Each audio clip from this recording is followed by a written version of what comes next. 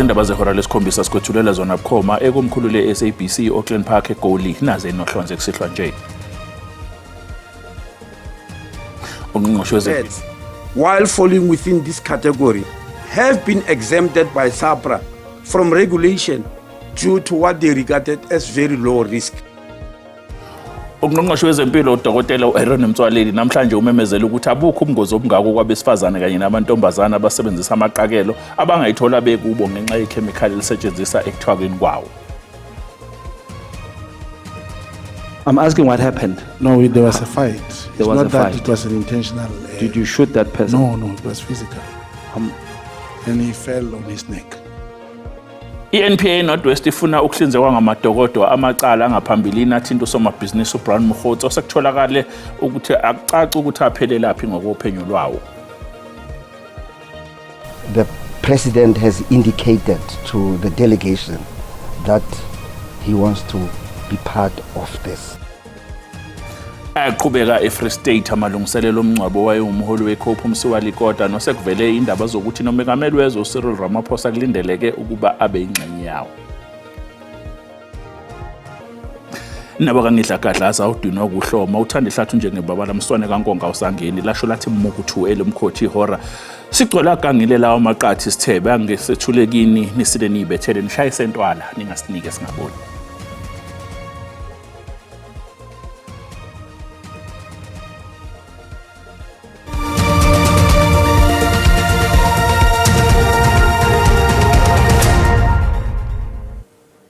Ungqongqoshe wezempilo uDokotela uAaron Mtswaleli uthi imphumela yocwaningo lwakwamuva ngamaqakela abesifazana abawahlolile awanabo ubungozi bamakhemikhali angagcina ephazamisa imikhiqizo ukusebenza kwezitho zomzimba kanye nemizwa kubantu besifazane. Ucwaningo lwenziwe eNyuvesi yaseFree State luhlonze ukuthi ngokuhamba kwesikhathi abesifazane bangagcina beba nenkinga ukusebenzisa amaqakelo amakhemikhali athile.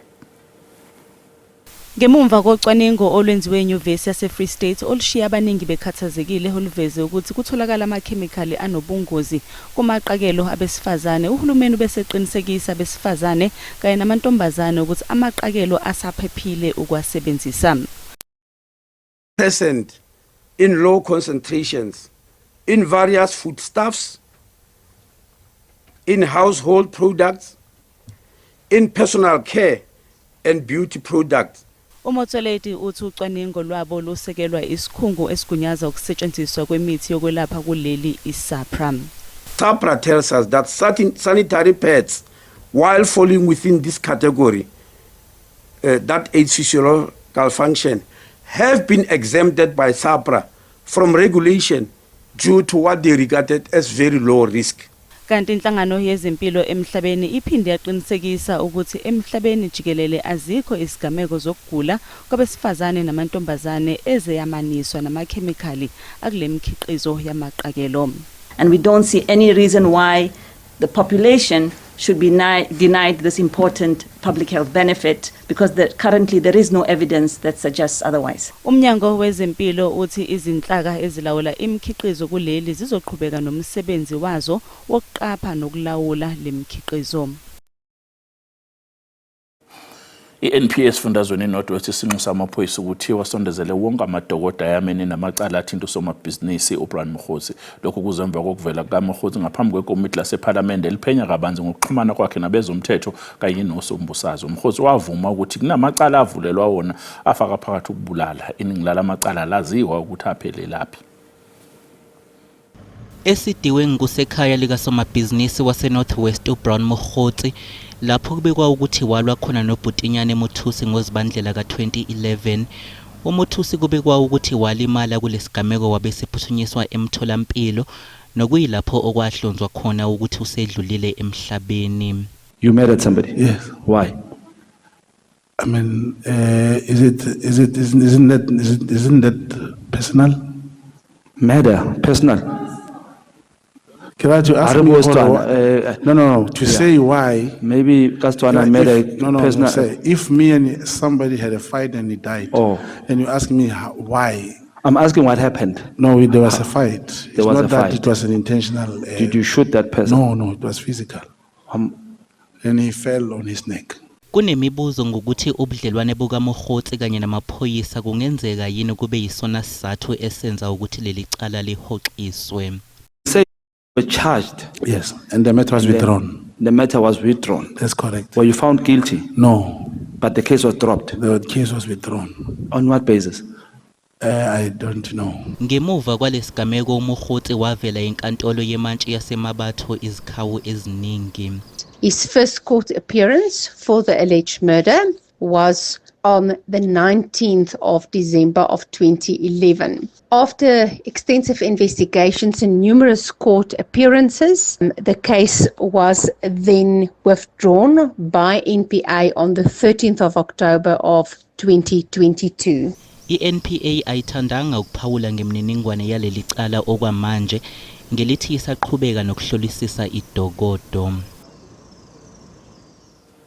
Uhulumeni uthi ukujijwa kwamasosha kuzowasiza kakhulu amaphoyisa ekubhekaneni nodlame lwamaqembu emgulukudu kanye nalabo abamba ngokungemthetho. Lokhu kuhlala kwesithangamini sabezindaba obekuzogweqwa kusona amagula ngohlelo lokutshalwa kwamasosha ezifundazweni ezintathu. Luyaqhubeka uhlelo lokutshalwa kwamasosha kanti abakwaZidlodlo bazoqhubeka nomsebenzi wabo njengenjwayelo. Gauteng, Northwest and Western Cape. And then I further said we submitted supplementary papers to include any other hotspots in the country. So you will not see SADF all over the country. But yes, we will identify hotspots where we'll deploy, for example, like I said, like your Barberton and Pilgrim's Rest. Already they will also be covered. Amalungu eParliament akhala ngokuthi amasosha awaqeqeshelwe ukubhekana nobugebengu obuqhutshwa izakhamuzi. AbakwaZidlodlo bathi likhona uhlelo oluqhubekayo lokuqeqesha amasosha ukubhekana nazo lezi zimo. For example, when we do a cordon and search, we have police members that will do the cordon and police members that will do the physical search. The deployment of the SNDF is not being presented as a panacea, as a magic bullet. Alongside, as the National Commission has said, the deployment of the army as a stabilization strategy. Ayikabekwa obala indleko mayelana nokusatshalaliswa kwamasosha kanti azosebenza kuze kube ukuphela kukandasa ngonyaka ozayo.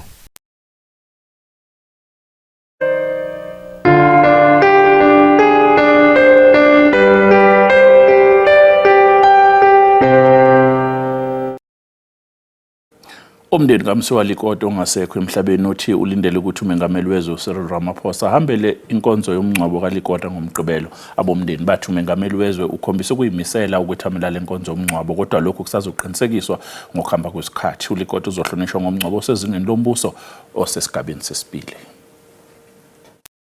Ubambe njengosihlalo weCOP kuzwelonke uthi inkonzo yokuqala yesikhumbuzo seqhawe lomzabalazo uMsiwa Likota manje isizobanjwa ngolwesithathu esikhundleni sokuthi ibanjwe ngolwesibili njengoba bekuhleliwe. Le nkonzo kulindeleke ukuthi singathwe ebandleni lamakhatholika eRegina Mundi eSoweto nokuyisonto uLikota bekhuleka kulo eGauteng. Family and COP agreed to change from Tuesday to Wednesday. Wednesday at Regina Mundi Catholic Church, the iconic struggle venue for our people. The reason being, apart from the people of Soweto, Regina Mundi feeling that they want to play a role in the send-off of Ntate Likota. I'm sitting in the planning committee. The President has indicated to the delegation that he wants to be part of this. But I think because of the planning and everything, those details will be made by the committee. But definitely he's the one who was driving them to come and be part of this. Inkonzo yomngcwabo kaLikota izobanjwa ngomgqibelo eOld Grey Sports Centre eBloemfontein. sekutholakala esinye isidumbu emfuleni uthukela eMsinga enyakatho yesifundazwe kwaZulu Natal emva kokuthi kukhona abantu abamuke ngesikhathi behamba ngemoto ethathwa amanzi emva kokuwa-ke kwebloho ithimba labatakuli phambili litakula idumbu ezine kanti esinye sazo bekungowesifazane obeyithwele ngesikhathi kwenzeka le ngozi ngolwesine abayisithupha bebesevenini ngemuva bakhukhuleka bengaphakathi emotweni kanti abayishuma bebengaphakathi emotweni okubalwa kubo nomshayeli noyehleli ngaphambili nomshayeli bakwazi ukuphuma sekuthungathwa isidumbu soyedwa ongakatholakali. Osukwini namhlanje sikwazile ukuthi sithole futhi omunye umuntu wesilisa kulaba kade bemukile kule incident le yenzekile yemoto ukuthi ihambe okuwumuntu wesilisa wakangobese ozalwa ngo-1988 kaPhako. Ama-unit akade ekhona akwazile ukuthi esize bekuwu-fire, police and rescue bese kuzoba SAPS kanye nemalungu omphakathi. Sekusele njengamanje-ke umuntu oyedwa ukuthi sikwazi ukuthi simthole kubo bonke laba abawu-6 akade behambile nomfula. Siyathemba ukuthi i-research yethu izoqhubeka futhi nakusasa. Sithembeke ukuthi sizokwazi nayo ukuthi simthole ukuze sikwazi ukuhlanganisa yonke into. Ngibonga kakhulu nje kuma-unit kanye namalungu omphakathi akade ekhona ukuthi kukwazi ukusizakala. Bukele sathi Qoyitola noma besibuya sizokuphathela udaba oluthi. They give us service on a very quality level, but their network is failing them and it's failing us. It looks like they are not working, but they are working. Izakhamuzi zaseMatsulu esifundazweni eMpumalanga zithi igcine iphoqeka ukuthi ingabuyele emakhaya imane iququbale ngaphandle kwamahhovisi akwaSASSA njengoba ifuna usizo kodwa nakuba kunjalo igcine ibuyele emakhaya nenduku yombangantala. Mbukeli lolo daba lungezinye zendaba esobe siyiphethe uma sibuye etolo.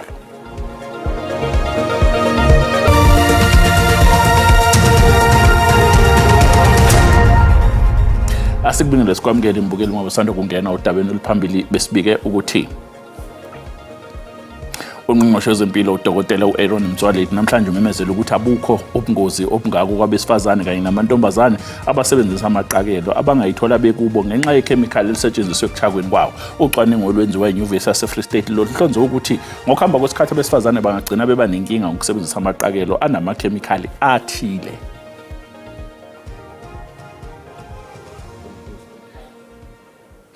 Kulindeleke ukuthi kuminyane utshumo uma amaqembu ezombusazwe sekhankasela ukheso lohulumeni beyindawo kulindeleke ukuthi libanjwe nonyaka. Umhlaziyi wezombusazwe uHlumela Xaba uthi njengoba igoli kumgogodla womnotho wezwe nje amaqembu ezombusazwe ayalobizela aliconsela amathe kamuva nje kwekwasuka igidigidi DA igxumeka ibhode bemayelana noNdunankulu wesifundazwe eGauteng.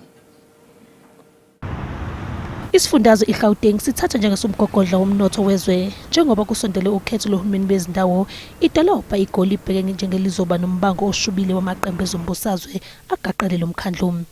Abahlaziyi baqagule ukuthi lokhu kuzoba nomthelela wemikhankaso edle ngokuqina eGoli ngokunjalo ke nakweminye imikhandlu.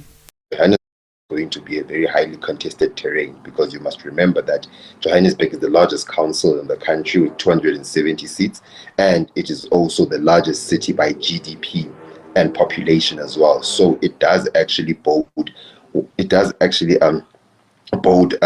well for political parties such as the Democratic Alliance, and it's also an opportune moment for them to actually leverage anything that the ANC does. Ngesonto eledlule iDA yethule isikhangiso sebhodi esigxeka ukuphawula okwenze uNdunankulu uPanyazile Sufi ngodaba lwesimo samanzi basabisa ngokuthi bazothathela izinyathelo zomthetho iANC. Reputation and that he didn't give us permission to use his image. We've written and said no can do, as the old saying goes.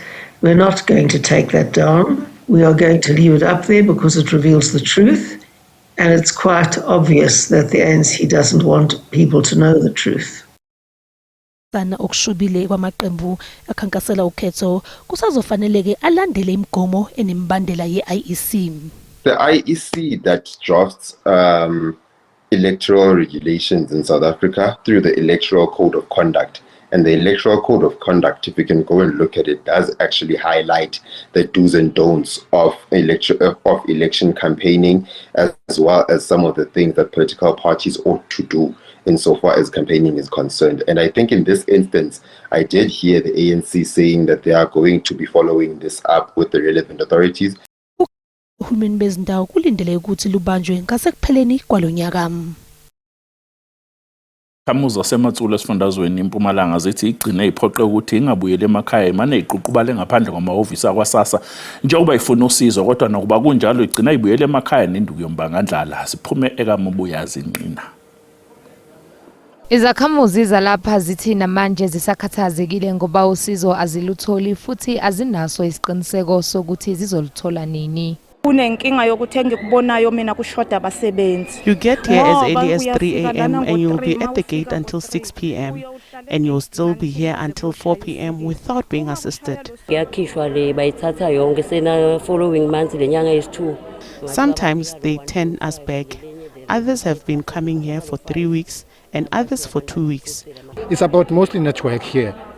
Service, they give us service on a very quality level, but their network is failing them and it's failing us. It looks like they are not working, but they are working. ISASSA ithi iyayazi lenkinga ebhekene nezakhamuzi kanti yethembise ngokuthi izoxazululwa. Sikhulumile siusasa ngaphakathi ukuthi sizoyibuka indaba ye-network sibone ukuthi sikhuphula kanjani ukuze ama-systems wethu asebenze ngendlela efanelekile, angasahambi kancane ahambe ngokusheshsha ngisho noma ngabe ugesi uhamba ubuya ngoba uma ubuya kuyaye kuthatha isikhathi ukuthi i-network ibe sezingeni elijwayelekile. uNgobeni uthi uhlelo lokubhalisa olusha lizokwenza omkhulu umehluko. Amaphoyisa aseshaqe idakamizwe engabiza igidi ecela kweyintathu esikhumulweni seyindiza yo-R Tambo International. Ngesikhathi amaphoyisa ephikitha kulesikhumulo avundulula iCrystal Met ngolwesithathu, amaphoyisa aphinda ashaqa umthunzi wenkukhu ongabiza isamba semali esu-672,000 ngolwesine.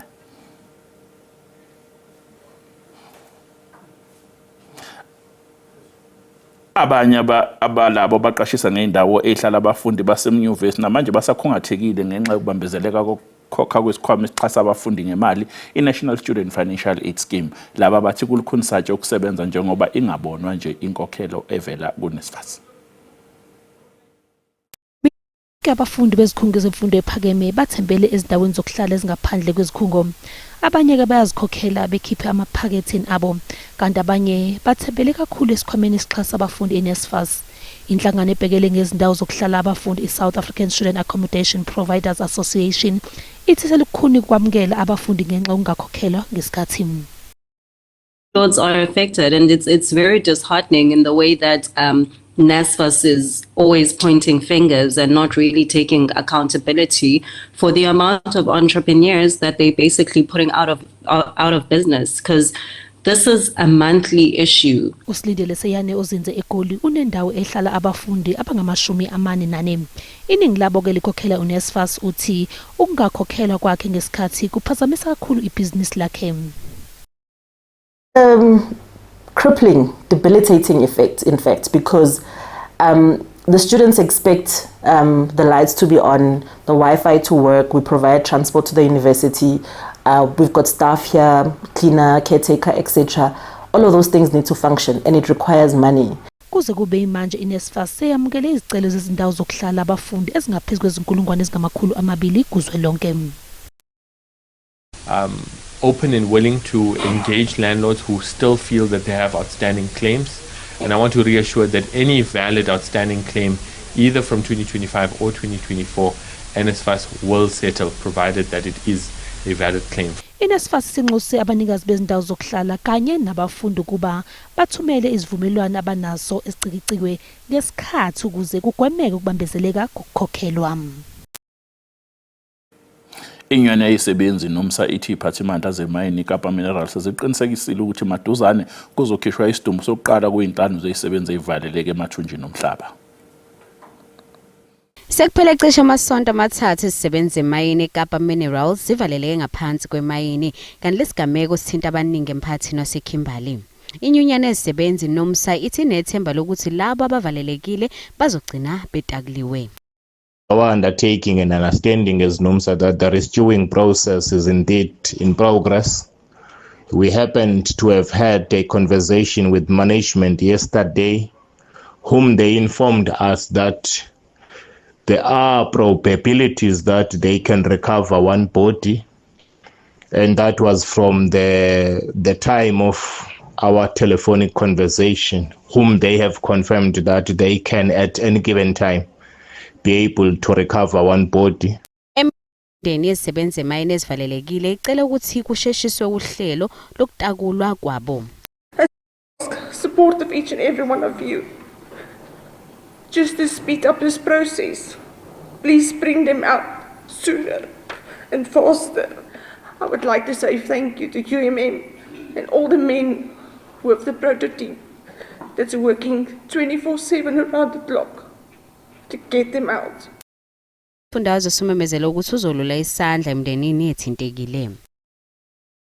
Sebenhlebela abahleli balezi indaba ukuthi inda iyona egcina idle umhlanganiso ngama-rounds awu-96. Sisathi iqoyitolo kanti mangabe sibuya sizobe siphathele umhlahlo wesimo sezulu.